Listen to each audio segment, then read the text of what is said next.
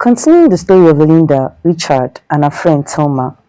After Thelma had successfully driven Linda insane, she began living with Richard. Richard had completely forgotten about his wife. He had no memory of her. How sad this is. Linda continued to roam the streets of Calabar, proclaiming Christ in me. Everyone knew her by the name Christ in me. She would go around begging, dancing, and singing. Many people pity her because she appeared beautiful and innocent. Linda's mother did not stop praying for her. Linda's mother once went to meet with a pastor. The pastor prayed for her and received a revelation concerning Linda. She told her that Linda is still alive and that she should go fast so that God will reveal where Linda is. A family friend who had seen Linda came to Richard's mother's home to inform her. She told her Linda had gone insane and was roaming the streets. Ha! Everyone was sad and they quickly rose up looking for Linda. Richard's mother quickly contacted Linda's mother and they both went out to look for Linda. They informed Richard, but he did not care. After much searching, they finally found Linda and brought her home. Richard would hear Linda's voice wherever he was, but he would not recognize it. When Thelma learned that Linda had been found, she intended to go to the herbalist to do more harm to her. Can you imagine what a wicked friend Thelma is? However, the herbalist died 4 days before she arrived.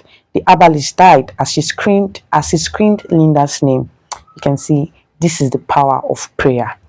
Thelma was disappointed and went to meet some guys to kidnap and kill Linda, but they couldn't. Things were not going well for Richard, and the shock caused him to collapse and end up in the hospital. He was taken to Linda's mother's pastor, who prayed for him. He was delivered, and a whole spirit left his body, and that was how he gained consciousness, and that was how he came back to himself and realized he could remember the name of his wife, Linda, and he couldn't stop repeating the name Linda. Linda was singing the same song in her mother's home. As she was singing the song, her memories were kind of coming back, but she could not remember it all. Then Richard, her husband, entered.